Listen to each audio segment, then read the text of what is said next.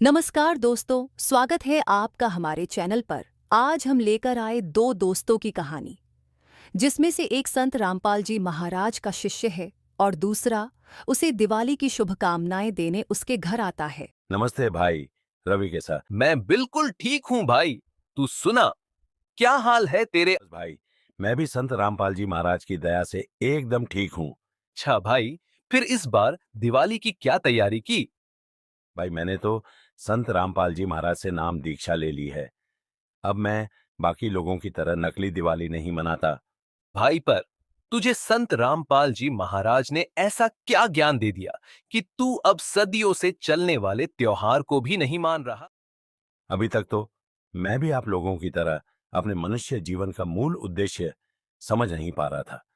लेकिन फिर एक दिन अचानक मैंने टीवी पर संत रामपाल जी महाराज के सत्संग सुने और सत्संग सुनकर मुझे अपने जीवन का मूल उद्देश्य पता चला।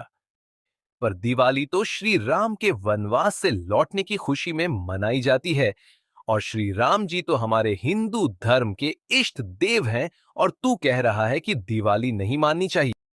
भाई पहले मैं भी यही सोचकर दिवाली को बड़ी धूमधाम से मनाता था, लेकिन इसके पीछे की सच्चाई कुछ और है। क्योंकि हमें सिर्फ इतना बताया जाता है कि दिवाली पर श्री राम जी 14 वर्ष का वनवास पूरा करके लौटे थे। इसी उपलक्ष्य में दिवाली मनाई जाती है। लेकिन क्या तुम यह जानते हो कि श्री राम के अयोध्या लौटने के बाद क्या हुआ था? नहीं भाई, इसके बाद की जानकारी आज तक किसी ने बताई ही नहीं। कोई बात नहीं, तू चल मेरे साथ। तुझे संत रामपाल जी महाराज के सत्संग के माध्यम से इसके पीछे की सच्चाई बताता हूं।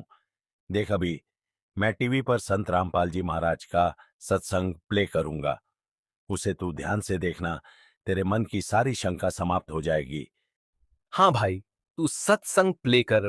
त्योहार आते हैं, कोई बात हुई, वो व्यर्थ के खर्चे।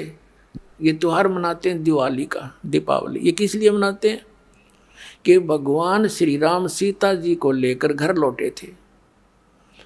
और फिर चलो, पहले तो देसी घी के दीप जलाए जाते थे, हवन हो जाता था, वो भी बढ़िया बात थी। लेकिन एक दिन हवन कर देने से बात नहीं बनती।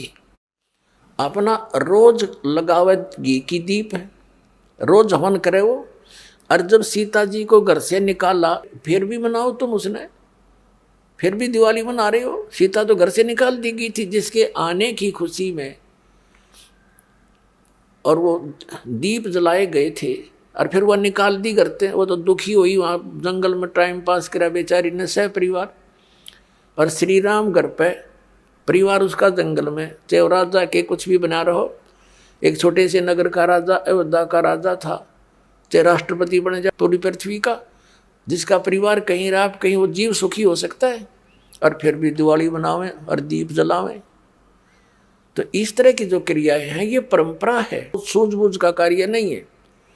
फिर बम छोड़ते हैं त्योहार के दिन, तरह कितना प्रदूषण फैलाते हैं, आग लग जाती है। तो यह परंपरा बनाई तो बच्चे आकर्षित हुए, इसको समाप्त करेंगे धीरे धीरे। और क्या की खुशी, एक भगत कह रहा था, बोला जी नाम लेने के बाद ज्ञान हुआ हमें, और पहली बार त्योहार मनाया हमने अपना। हमने 10 वर्ष हो गए ना दिवाली मना ली, ना तीज त्योहार मनाए, और ना होली मनाई। कारण क्या रहा कि हमारा परिवार है, 5-6 भाई हैं मेरे दादा रे, उसमें किसी का कोई मृत्यु हो जाती है, कभी हमारे घर में हो जाती है। पिछली बार मेरी बहन विधवा होगी, सारा 1 साल तो फिर मनाना ही नहीं कुछ भी। 1 वर्ष पूरा नहीं हुआ, इतना दूसरी घटना घट लेती है। और 10 वर्ष हो गया हमने कोई त्योहार मना के नहीं देखा। फिर कहाँ गई वो दीपावली? और परमात्मा कहते हैं इसे गंदे लोक में, जैसे नानक साहब जी से कहा था कि आप यहाँ खुशी नजर नहीं आते, मायूस बने रहते हो। तब नानक साहब जी ने कहा था, ना जाने काल की कर डारे, किसी भी ढल जा पासावे, अर्जी नाते सरते मौत खुड़क दी, उन्होंने के डांसावे। एक समय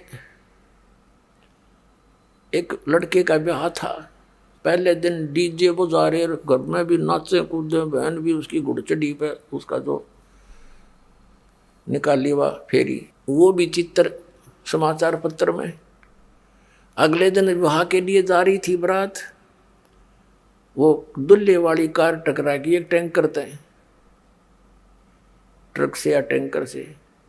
6-7 सदस्य थे, घर के भी थे उसमें 2-3 और वो दुल्ला भी, सारे मर गए। अब फिर टक्कर मार मार कर रो रहे हैं, बाल पाट रही। वो बहनें पहले दिन जो डांस कर रही थी, नाचन कूदने फंड कर रही थी। तो परमात्मा कहते ना जाने काल की कर डारे, किस भी ढल जा पासा वे। अर्जुन आते सरते मौत खुड़क दी। फिर क्या किया, हंसी यहाँ पर क्या डांस करें, टाइम पास करो, विवाह करो, बच्चों का संयोग जोड़ दो सिंपल वे से। ब्याह तो 2 बालका का होना है, बाकी तो फंड है, हो कितने इकट्ठे कर लो चाहे ना कर लो। तो इस प्रकार हमने इस प्रत्येक परंपरा को रिड्यूस करना है। कहते हैं जगत का पेखना पेख्या, धनी का नाम ना लेखा। अब एक दूसरे के सिर पर धरे बैठे, उसने ऐसे कर दिया, उसने ऐसे कर दिया, किंतु जो करने वाले का तो जिक्र भी नहीं। तो इस प्रकार वो त्रेता युग में आए थे भगवान मुनिंदर रूप में परमात्मा। उस समय नल नील को स्वस्थ किया और श्री रामचंद्र जी के ऊपर जो पहाड़ जैसा दुख था वो पुल बनवाया। और परमात्मा कहते हैं कि धर्मदास जी को समझाते हैं कि तुम इन राम कृष्ण को भगवान मान बैठे, किस आधार से? एक छोटे मोटे इनकी लीला देखकर कैसे कि श्री कृष्ण जी को तुमने राम मान लिया, भगवान मान लिया, कि उसने गोवर्धन पर्वत उठा लिया, गिरिराज बोलो जिसने। और आपके पुराण बताते हैं, आप खुद कथा सुनते और सुनाते हो कि शेष नाग सारी सृष्टि ने ठारा, जिसके ऊपर पृथ्वी भी सारे लोग ग्रह भी प्रह भी। तो एक पहाड़ के ठाणते भगवान मान लिया, तो शेष नाग क्यों नहीं माना तुमने परमात्मा? और फिर आप ये भी कथा सुनते हो श्री राम के उसमें कि द्रोणागिरी उठा कर ले आए भगवान ये हनुमान जी द्रोणागिरी उठा ले आए। तो इनमें भगवान हनुमान भगवान क्यों नहीं? क्या बताते हैं कि गोवर्धन श्री कृष्ण धारो और द्रोणगिरी हनुमंते, शेष नाग सब सृष्टि उठारा, इनमें कौन भगवंते। फिर क्या बताते हैं? कहते हैं समुद्र पाट लंका गयो, वो सीता को भरतारे, और अगस्त ऋषि ने ये 7 पी लिए, इनमें कौन करतारे। एक अगस्त ऋषि वे हैं जिनमें ऐसी सिद्धि थी कि उन्होंने एक घूंट में 7 समुद्रों को पी लिया था, खत्म खाली कर दिया था इसको।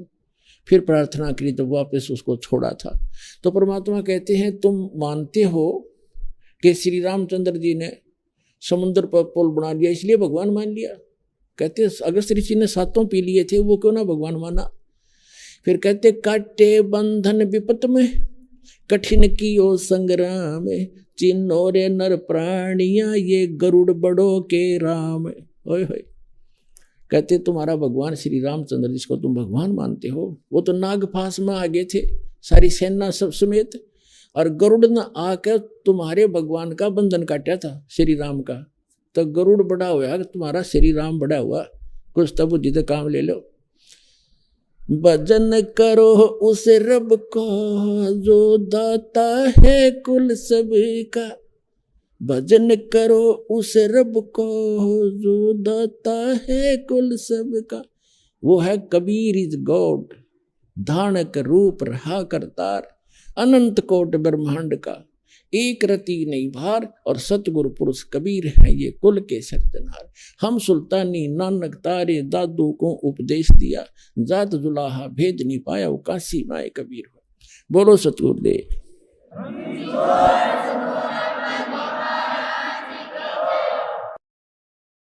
तूने तो मेरी आंखें खोल दी भाई। मैं आज ही संत रामपाल जी महाराज के आश्रम जाकर नाम दीक्षा ग्रहण करूंगा।